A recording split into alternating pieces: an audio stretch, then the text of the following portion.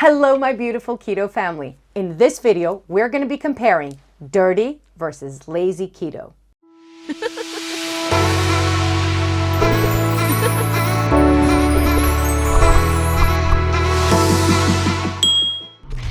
For those of you who don't know me, my name is Talita from Shrinking with Keto.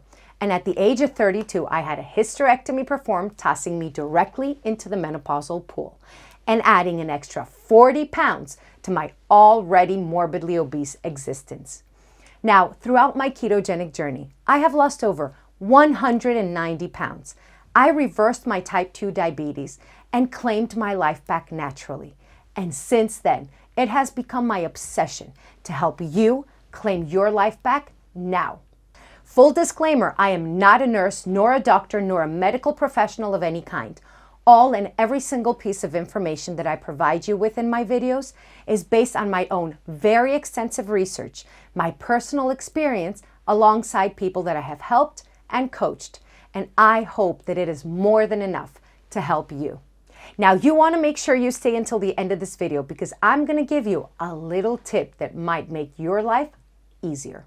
The keto or ketogenic diet is a high-fat, moderate protein, low carbohydrate diet, and usually has the percentages around 70 to 75% fat, 20 to 25% protein, and no more than 5% or 20 net carbs of carbohydrates. Both dirty and lazy keto are basically a U-turn from the clean ketogenic diet. Clean keto is focused on whole, unprocessed, nutrient-dense foods and puts more emphasis on food quality than anything else. Now, dirty keto is still low in carbs and high in fats, but it doesn't pay so much attention as to where the quality of the food is coming from. So you can be eating processed or packaged foods. Lazy keto, on the other side, focuses only and exclusively on the carb count, making sure that they do not have over 20 net carbs a day.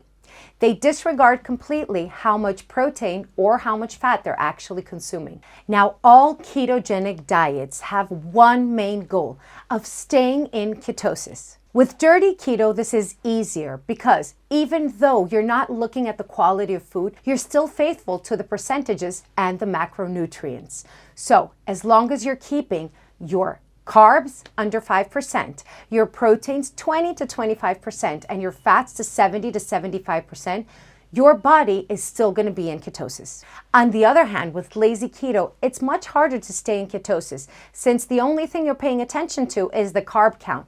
Now, staying under 20 net carbs is not enough to stay in ketosis.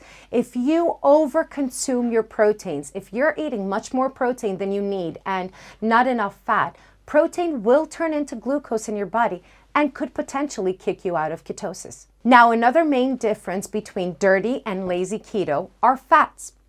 Of course, on the ketogenic diet, I promote that we should be having healthy fats. And if you're not sure what healthy fats are, you can go ahead and check my video on healthy fats.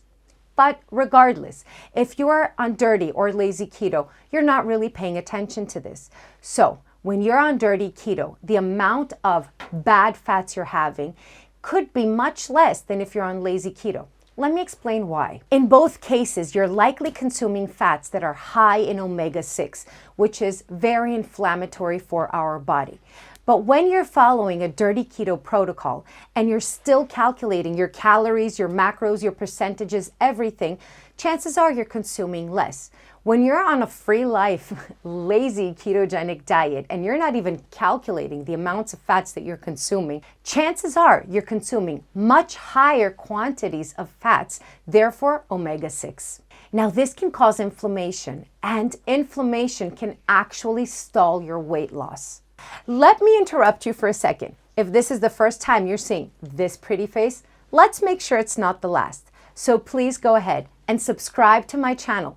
Ring the bell icon so that YouTube can let you know every time I release a new video for you. And please feel free to ask any questions you have or even just comments in the section below, and I will try my best to answer every single one of them. Sugar is another main difference between dirty and lazy keto. Dirty keto adopts to the clean keto rules of absolutely no sugars, even though it allows artificial and natural sweeteners. The occasional Diet Coke and even aspartame and sucralose that could be found in processed foods are okay on the dirty keto plan.